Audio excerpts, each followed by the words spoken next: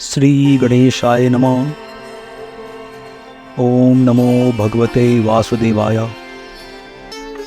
श्रीमद् भागवत पुराण अथ चतुर्थोध्याय। उद्धव जी से विदा होकर विदुर जी का मैत्रेय ऋषि के पास जाना।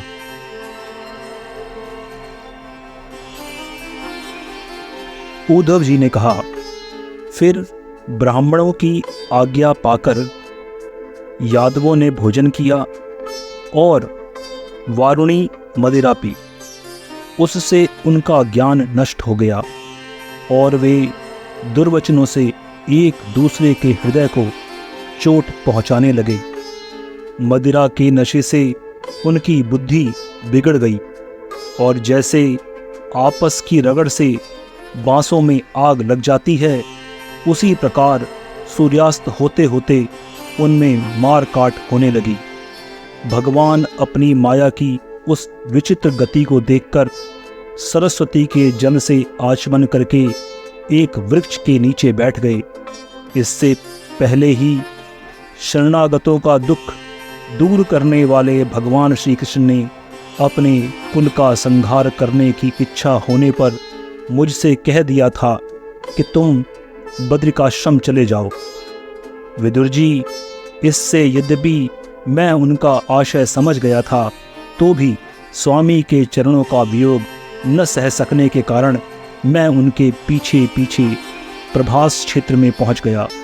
वहां मैंने देखा कि जो सबके आश्रय हैं, किंतु जिनका कोई और आश्रय नहीं है, वे प्रियतम प्रभु शोभाधाम श्याम सुंदर सरस्वती के तट पर अकेले ही बैठे हैं।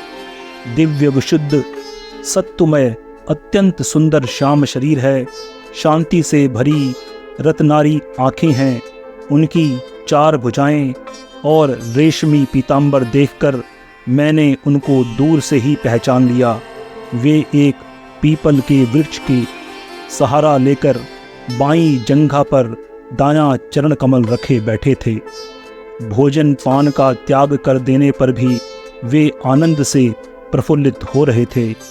इसी समय व्यास जी के प्रिय परम भागवत सिद्ध मैत्रेय जी लोकों में स्वच्छंद विचरते हुए वहां आ पहुँचे। मैत्रेय मुनि भगवान के अनुरागी भक्त हैं।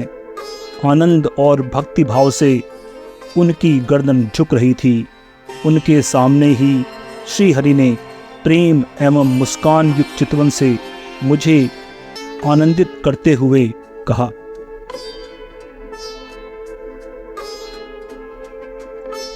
श्री भगवान कहने लगे, मैं तुम्हारी आंतरिक अभिलाषा जानता हूँ, इसलिए मैं तुम्हें वह साधन देता हूँ जो दूसरों के लिए अत्यंत दुर्लभ है।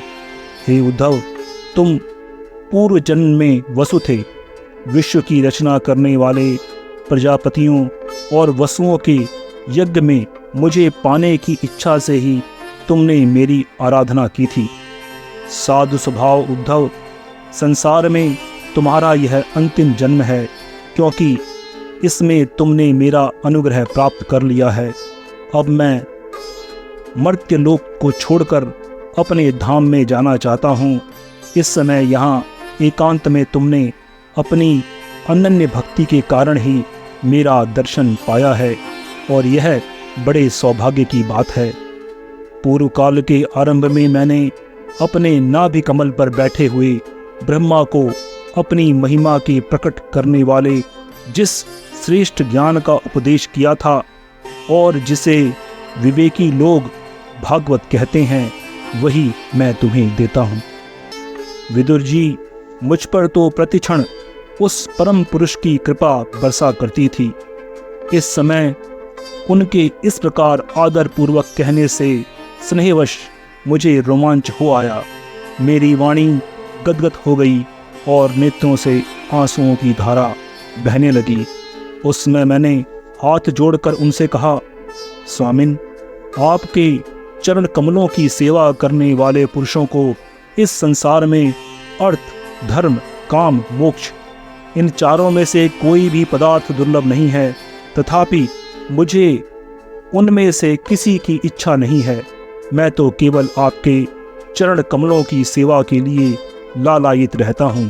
प्रभु, आप निष्प्रह होकर कर्म करते हैं, अजन्मा होकर भी जन्म लेते हैं, काल रूप होकर भी शत्रु के डर से भागते हैं और द्वारिका के किले में जाकर छिप रहते हैं तथा स्वात्मा राम होकर भी 16,000 स्त्रियों के साथ रमण करते हैं।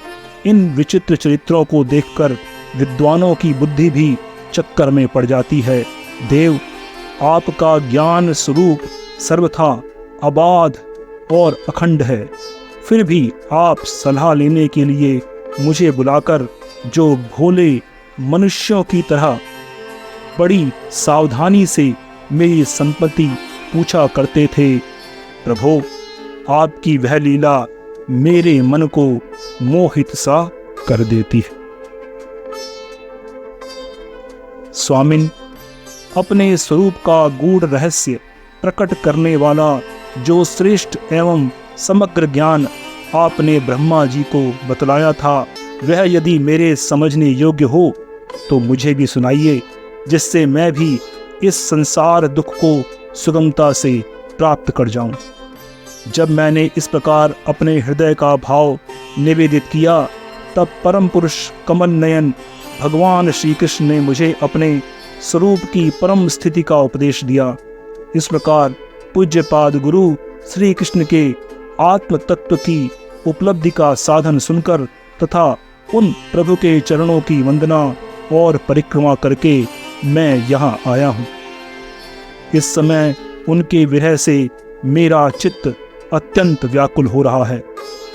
विदुर जी, पहले तो उनके दर्शन पाकर मुझे आनंद हुआ था, किंतु अब तो मेरे शरीर को उनकी विरह व्यथा अत्यंत पीड़ित कर रही है।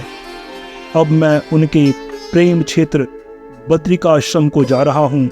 वहाँ भगवान श्री नारायण और नर, ये दोनों ऋषि लोगों पर अनुग्रह करने के लिए दीर्घकालीन सौम्य, दूसरों को सुख पहुँचाने वाली एवं कठिन तपस्या कर रहे हैं। श्री सुखदेव जी कहते हैं, इस प्रकार उद्धव जी के मुख से अपने प्रिय बंधुओं के विनाश का असह समाचार सुनकर परम ज्ञानी विदुर जी को जो शोक उत्पन्न हुआ, उसे उन्होंने ज्ञान द्वारा शांत कर दिया। जब भगवान श्री कृष्ण के परिकरों में प्रधान महाभागवत उद्धव जी बद्रिकाश्रम की ओर जाने लगे, तब कुरुश्रेष्ठ विदुर जी ने श्रद्धापूर्वक उनसे पूछा। विदुर जी ने कहा, उद्धव जी, योगेश्वर भगवान श्री कृष्ण ने अपने स्वरूप के गूढ़ रहस्य को प्रकट करने वाला जो परम ज्ञान आपसे कहा था, वह आप हमें भी सुनाइए, क्योंकि भगवान के सेवक तो अपने सेवकों का कार्य सिद्ध करने के लिए ही विचरा करते हैं। उद्धव जी ने कहा, उस तत्व ज्ञान के लिए आपको मुनिवर मैत्रेय जी की सेवा करनी चाहिए। इस मर्त्यलोक को छोड़ते समय मेरे सामने स्वयं भगवान ने ही आपको उपदेश करने के लिए उन्हें यह आज्ञा दी थी।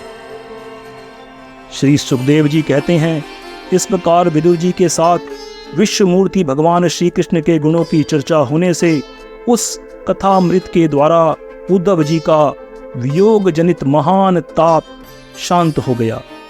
यमुना जी के तीर पर उनकी वह रात्रि एक क्षण के समान बीत गई। फिर प्रातः काल होते ही वे वहां से चल दिए। राजा परीक्षित ने पूछा, भगवान, वृष्णिकुल और भोजवंश के सभी रथी और यूथपतियों के भी यूथपति नष्ट हो गए थे, यहाँ तक कि त्रिलोकीनाथ श्रीहरि भी अपना वह रूप छोड़ गए। फिर उन सबके मुखिया उद्धव जी ही कैसे बच रहे? श्री सुखदेव जी ने कहा, जिनकी इच्छा कभी व्यर्थ नहीं होती, उन श्रीहरि ने ब्राह्मणों के शाप रूप काल के बहाने अपने कुल का संहार कर अपने श्री विग्रह को त्यागते समय विचार किया, अब इस लोक में मेरे चले जाने पर संयमी शिरोमणि उद्धव ही मेरे ज्ञान को ग्रहण करने के सच्चे अधिकारी हैं। उद्धव मुझसे अणुमात्र भी कम नहीं है, क्योंकि वे आत्मजयी हैं, विषयों में कभी विचलित नहीं हुए। अतः लोगों को मेरे ज्ञान की शिक्षा देते हुए वे यहीं रहें। वेदों के मूल कारण जगत गुरु श्री कृष्ण के इस प्रकार आज्ञा देने पर उद्धव जी बद्रिकाश्रम में जाकर समाधि योग द्वारा श्री हरि की आराधना करने लगे। कुरुश्रेष्ठ परीक्षित, परमात्मा श्री कृष्ण ने लीला से ही अपना श्री विग्रह प्रकट किया था और लीला से ही उसे अंतर्ध्यान भी कर दिया। उनका वह अंतर्ध्यान होना भी धीर पुरुषों का उत्साह बढ़ाने वाला तथा दूसरे पशु तुल्य अधीर पुरुषों के लिए अत्यंत दुष्कर था। परम भागवत उद्धव जी के मुख से उनके प्रशंसनीय कर्म और इस प्रकार अंतर्ध्यान होने का समाचार पाकर तथा यह जानकर कि भगवान ने परम धाम जाते समय मुझे भी स्मरण किया था, विदुर जी उद्धव जी के चले जाने पर प्रेम से विह्वल होकर रोने लगे। इसके पश्चात सिद्ध शिरोमणि विदुर जी यमुना तट से चलकर कुछ दिनों में गंगा जी के किनारे जा पहुँचे, जहाँ श्री मैत्रेय जी रहते थे। इति श्रीमद् भागवते महापुराणे तृतीय स्कंदो चतुर्थोऽध्याय। धन्यवाद। आप देख रहे थे गॉड ब्लेस टीवी हिंदी। हमारे साथ जुड़ने के लिए सब्सक्राइब अवश्य करें।